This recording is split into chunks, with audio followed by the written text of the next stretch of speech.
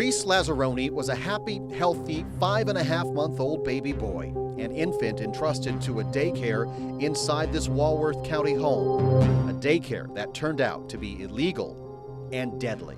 The sad side is that his death could have been prevented. What's worse, the state of Wisconsin turns a blind eye to this problem, sometimes until a tragedy happens. We have to look at the law one more time because it's simply not working effectively for our children. It doesn't look like it, but this house in Elkhorn was hiding an illegal daycare. It wasn't obvious to the parents of Reese Lazzaroni, who put their son in the hands of a woman named Ilona Nowosad. They did interview her. They had recommendations from other families. To protect the Lazzaroni family's privacy, we're telling their story through their attorney, Tim Whiting. He insists Ilona Nowosad's negligence caused the little boy's death.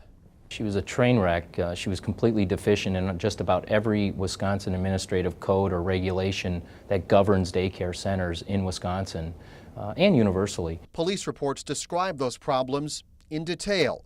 Nowosad put Reese down for a nap, belly first, on the floor. He was on top of one soft blanket and covered by another. Each step in that process dangerous to an infant, or, in the words of the coroner, an unsafe sleep environment. Nowosad had no state license to run a daycare and no required training because Wisconsin says she didn't need it.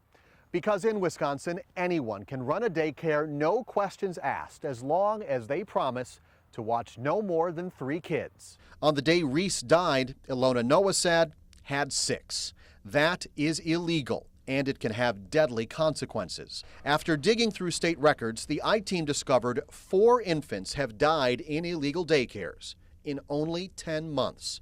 In April of 2010, Braden Weber died in a Madison daycare. 2 weeks later, Reese Lazzaroni in Elkhorn. In October of last year, Maggie Breedlove died also in Madison. And Landon Schultz, the 5-month-old who sparked our investigation, died in February.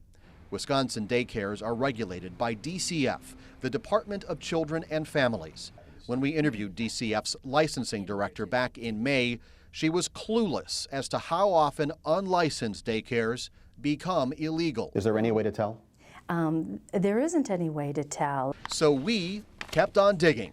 What we learned is from January of 2009 to April of 2011, the state ordered 121 illegal daycares to stop operating. It's probably double the size of what they've already identified if it's 121. The flaw in this system is obvious to attorney Tim Whiting. By allowing daycares to operate off the radar, Wisconsin is leaving the door wide open to illegal daycares and the deaths of children. Could happen at any time again, and that's the problem here, is that this is a system that will keep repeating itself. State Senator Spencer Coggs has had enough. 4 deaths in 10 months, 1 death in 10 months, that's too many children. After reviewing the findings of our investigation, he wants to fix a system that is clearly broken. The question that we as the public should be asking is, what's the cost of a child's life? And so we have to get some personnel out there so we're not reactive, but we're proactive. How reactive is DCF? In a statement responding to our investigation, DCF said nothing about the 4 deaths, but again asked for, quote, the community's partnership in keeping children safe by sharing with the department potentially illegal care. Tim Whiting points to that as DCF dropping the ball. These rules are as only good as the policing that takes place with daycare centers that teeter around 3 to 6 kids. Since DCF has no records on unlicensed providers, they can't be policed, which means they can operate illegally for years before they are caught. In the case of Maggie Breedlove's death, DCF determined her caregiver had potentially been drifting in and out of illegal status for 5.5 years. What's worse is the chain of events that led to Reese Lazzaroni's death.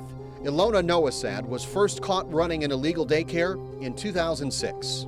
The state responded with a letter ordering her to stop, but she kept on going, ignoring the state's rules until April 21st, 2010.